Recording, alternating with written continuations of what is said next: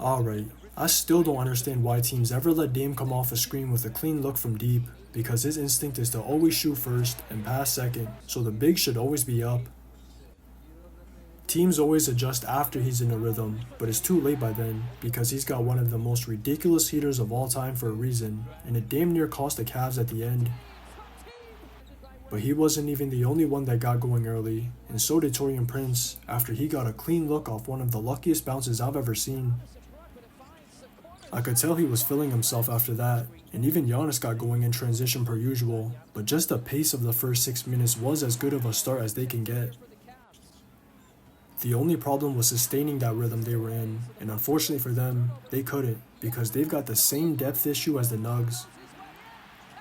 It just turned into their stars having to basically carry them to the win, and if anything, there were more offensive fouls than buckets from the others. I don't know where Gary's jumper's been, but he was the biggest part of that, and there were 3 specific droughts that cost him control of the game.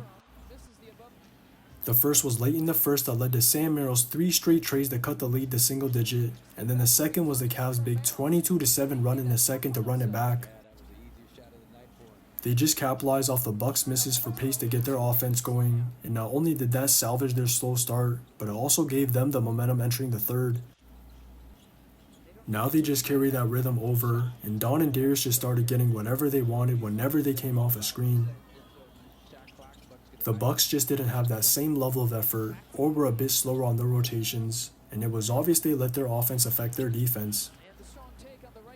Missing shots is one thing, but letting it bleed over to the other end is another, and the even bigger issue was them not course correcting at all. After that third drought of 4 turnovers to end the quarter, the Cavs just carried that momentum over into the fourth to take control of the game, and somehow the Bucks defense got even worse. Now they're giving up cuts or getting beat off the dribble non-stop, and the only reason they didn't just outright lose was because of their stars.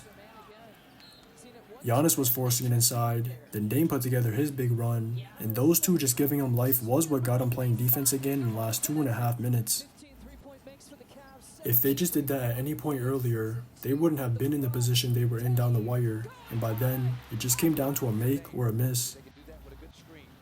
There's a reason why the subtle details matter, and Don knows all about that, because it was ridiculous for him to lose the rock, then recover it, then take a peep at the clock, and still get a clean shot off all in about 5 seconds. Just watch the tape. Mitchell for the lead with .3.